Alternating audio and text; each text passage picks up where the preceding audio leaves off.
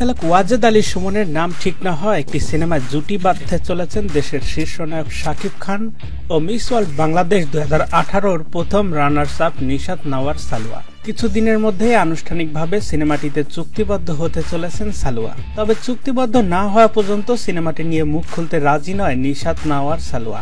আর এই প্রসঙ্গে কথা বলতে পরিচালক ওয়াজেদ আলী সুমনের সঙ্গে যোগাযোগ করা হলে তারও কোনো সাড়া পাওয়া যায়নি।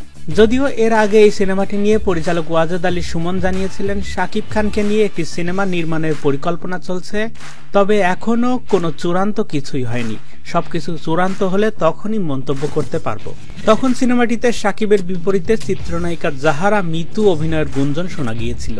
তবে শেষ পর্যন্ত ব্যাটে বলে না হওয়ায় নতুন নায়িকা নিয়ে সিনেমাটি শুরু করছেন শাকিব খান। জানা গেছে সিনেমাটির চিত্রনাট্য লিখেছেন মাসুম রেজা। নিশাত নাওয়ার সালোয়া এর আগে মোস্তাফিজুর রহমান মানিক পরিচালিত স্বপ্নে দেখা রাজকন্যা শিরোনামের একটি সিনেমায় কাজ করেছেন।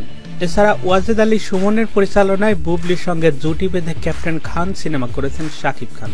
তো বন্ধুরা, শাকিব খানের নতুন নায়িকা হিসেবে নিশাত নাওয়ার সালোয়াকে কেমন মানাবে কমেন্টস করে জানিয়ে দিন আমাদের। আর এমনই আরো নিউজে আপডেট থাকতে সাবস্ক্রাইব করে রাখুন আমাদের চ্যানেল। ধন্যবাদ। সাবস্ক্রাইব করুন লার্ন মোর চ্যানেলটিকে।